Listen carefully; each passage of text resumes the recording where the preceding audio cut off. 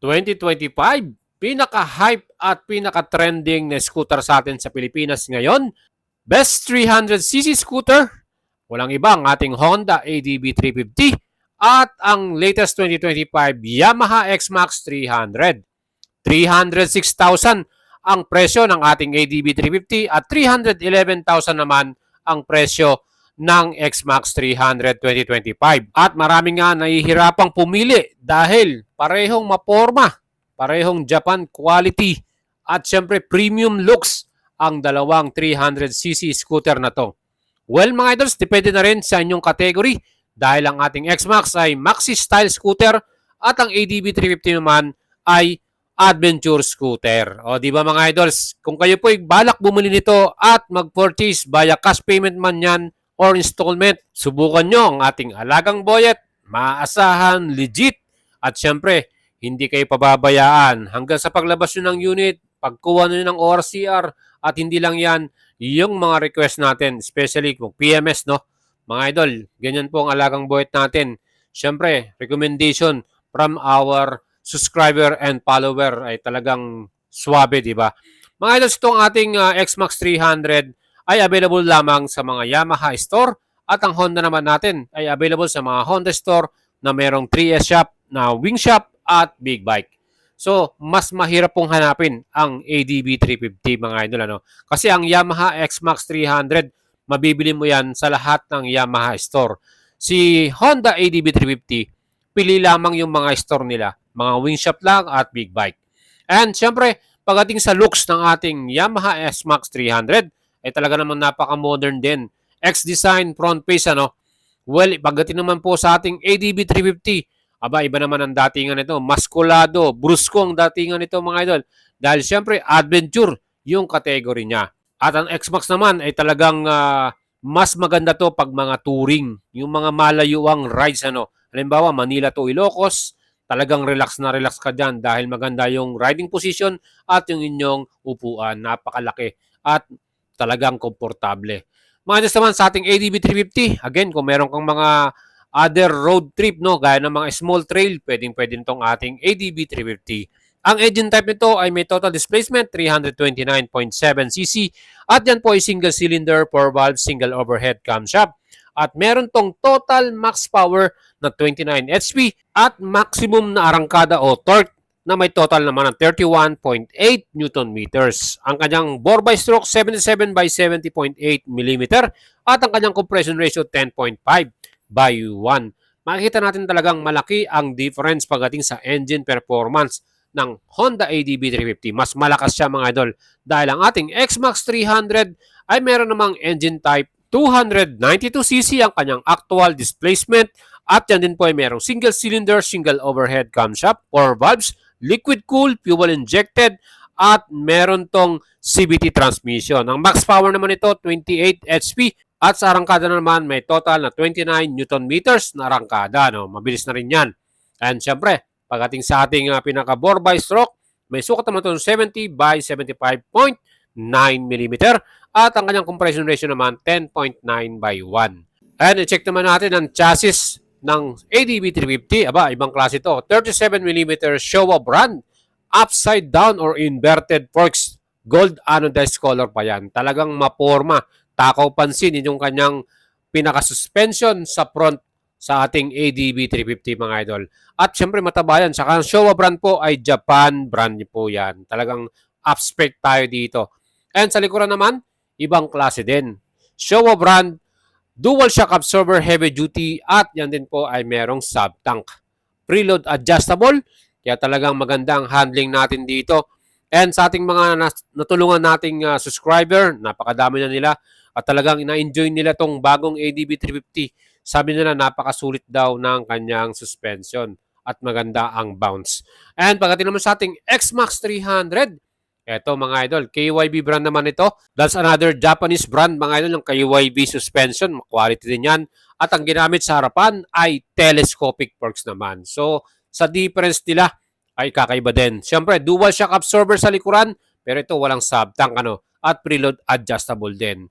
So, heavy duty rin niya ang ating suspension sa likuran para sa X-Max 300. Well, iba naman ang pinaka-handling ng ating X-Max pagdating sa kanyang touring ay talagang napaka-komportable. Pagdating naman po sa ating pinaka-stopping power ng Honda ADB 350, round disc ang nilagay nila dito at gumamit din ng Nissin caliper at equip ito ng anti-lock braking system. Makikita nyo mga idols talagang quality yung kanyang pinaka-parts na nilagay nila dito. Siyempre, Nissin caliper ay talagang Japanese brand din yan at pagdating sa kanilang mga technology ay talagang the best. Mga idol, dahil meron tayong ABS sa front natin, maganda ang stopping ability ng Honda ADB 350, di ba mga idol? Sa likuran, yan din po ay round disc, Nissin caliper, at equipped din ito ng anti-lock braking system. So, dual channel po ang ABS natin sa ADB 350, plus meron pa tong Honda Selectable Torque Control. Yung tawag nila dyan ay yung traction control ng Honda, no? So, meron tayong magandang safety features sa ating model na to. Dual ABS and HSTC, mga idol. Anong masasabi nyo rito sa ating Honda ADB 350, mga idol? Siyempre pa, loaded talaga, di ba? And, pag titingnan naman po ninyo yung kanyang pinaka-wheels, ibang klase din, talagang multi-spoke, criss-cross design, And sa atin namang X-Max 300, ang stopping power naman ito, siyempre pa, yan din po ay round disc, single disc lang yan, 2-piston caliper, and equipped din ito ng anti-lock braking system. Kaya solid din ang ating stopping ability sa X-Max 300. Again, yung ating likuran, same na round disc din, 1-piston caliper, at equipped din ito ng ABS, plus safety features na TCS or traction control. So parang pareho lang sila ng ADB 350 pagdating sa high-tech features. And mga idol, syempre yung ating wheels din sa ating X-Max ay alloy cast wheel. Pero pagdating naman po sa kanyang design, tingin ko mas maganda dahil yan po ay multi-spoke ang design ng ating Honda ADB 350, mga idol. At ang gulong naman na ginamit dito ay talagang quality rin. Tingnan mo, naka-black pattern yan, pang adventure at pang city ride na rin yan. Ang sukat sa harapan nito ay 120/70 by 15 inch. Ang front tire po ng ADB 350 At yan po ay tubeless, mga idol. So dyan pa lamang ay talagang quality na rin ang gulong natin. Hindi mo na kailangang palitan pa ng other brand dahil branded din ang ginamit nila dito. Yan po ay Metzeler. And pagdating naman din sa ating pinakagulong sa likuran, same pattern din or black pattern tires. At yung kanyang wheels, parehong-pareho din ang design. Plus, ito rin po ay meron namang sukat na 140/70 by 14 inch. So, mas malapad ang gulong natin sa likuran. Tubeless din yan. Mas easy to maintain, mas easy to PMS. Para naman po sa ating Yamaha X-Max 300, ito /rin, meron din tayong napakagandang alloy cast wheel. Multi-spoke din yung kanyang design. And ang sukat naman ng gulong sa harapan nito ay merong 120/70 by 15. So pareho silang 15 inch pala sa ating ADB 350 rin. At ang kanya namang gulong ay parang city grip naman hindi siya dual purpose o yung black pattern. Sa likod naman ang sukat ay 140/70 by 14 inch at yan din po ay tubeless, mga idol. Ang gulong ng kanilang brand dito ay Dunlop. Quality rin at up-spec talaga. So mga idol, dyan pa lamang ay talagang matindi na ang ating comparison sa dalawang model na to. At pagdating naman po sa ating pinaka-dimension, nakita naman po nyo yung laki ng ating pinaka-Honda ADB 350. Ang wheelbase niyan may sukat 1,518mm at ang kanyang ground clearance naman 155mm. Ang total weight po ng ADB 350 ay 187 kilograms. So mas lightweight to, mga idol. Mas magaan siya. And siyempre pa, sa ating Yamaha X-Max, ayan din po, yung dimension niya malaki din. At ang kanyang wheelbase naman ay may sukat din naman po ito na 1,540mm. Ayan, mga idol. 135mm naman ang kanyang ground clearance at ang bigat naman to 183 kilograms. Ayan po ang ating mga dimension na sukat para sa ating X-Max 300.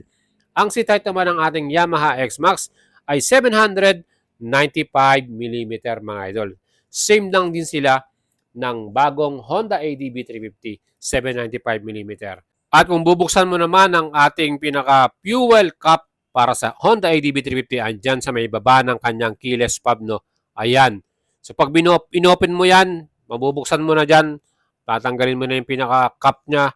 Ang pinaka-fuel capacity naman ito ay 11.7 liters. At ang kanya namang fuel consumption na average lamang 27 kilometer per liter. Pero yan po, depende pa rin sa riding habit ng isang rider. Minsan, may matrattle na na rider eh. At minsan naman meron talagang matipid, hindi masyadong tumatakbo na mabilis. Siyempre kung kayo po ay mahilig mag-throttle o revolution, mas malakas sa gas consumption yan.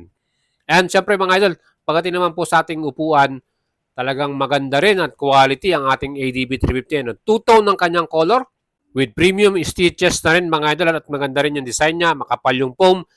So dual passenger to, meron tayong back ride at sa rider.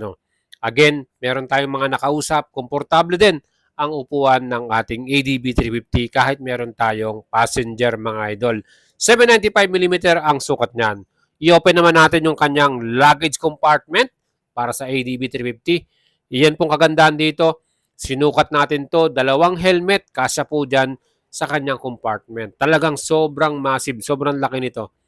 Large compartment. At meron din niyang ilaw sa loob, lalo na sa gabi, pag naglalagay ka ng gamit mo, makikita mo na.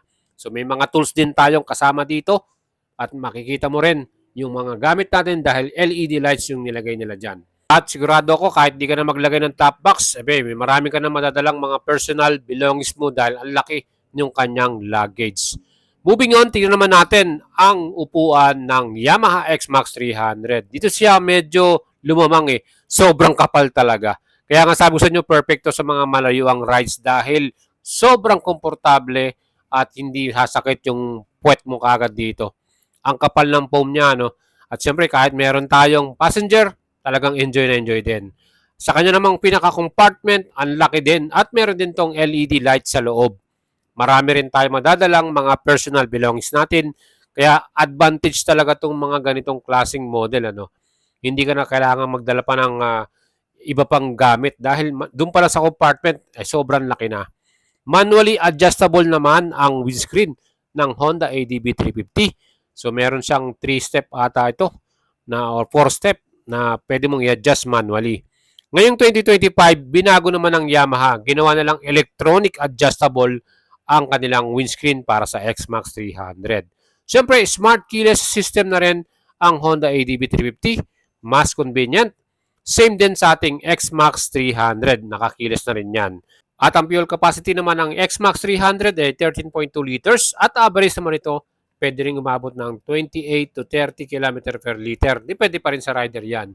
Quality rin at very premium ng ating mga switches and buttons para sa ating X-Max 300. And comfortable din yung ating pinaka-handlebar grip. Yan po mga ito talagang Japan quality. Maasahan mong durable, matibay at pang long lasting. Siyempre meron ditong hazard light at switch on and off ng ating engine. Again, bago din ang kanyang TFT display na meron ng Garmin navigation para sa ating X-Max 300. Pagdating naman po sa ating ADB 350, ayan, ibang klase na rin ang kanyang mga switches. Ito na yung kapareho ng mga Honda Big Bike style. Again, 5-inch TFT display na rin ang bagong ADB 350 with Honda Road Sync, yung kanilang Bluetooth connection. Meron din po yan sa X-Max na Bluetooth connection, yung kanilang Y-Connect. Again, all LED ang lightings natin sa bagong Honda ADB 350 from headlight, signal light at yung kanyang taillight or brake light.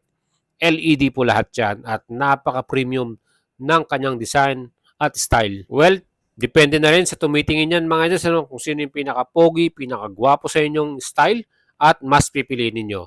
And syempre sa atin namang X-Max X-Design, all LED rin ang mga ilaw nito. At syempre pa, pati signal light nandun sa bandang malapit sa ating windscreen.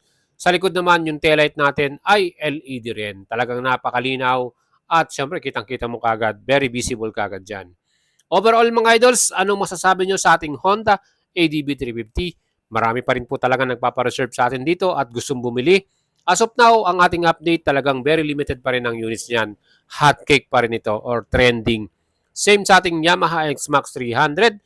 Very limited din ang mga units. Pero as of now, talagang mas marami yung nag-inquire sa atin ng ADB 350 dahil yun po yung bago. Again mga idols, PM lang kayo at message sa atin kung gusto nyo bumili ng parehong unit na to, via cash payment man yan or installment. Subukan nyo po ang ating alagang boyet. Kaya ride safe mga idol.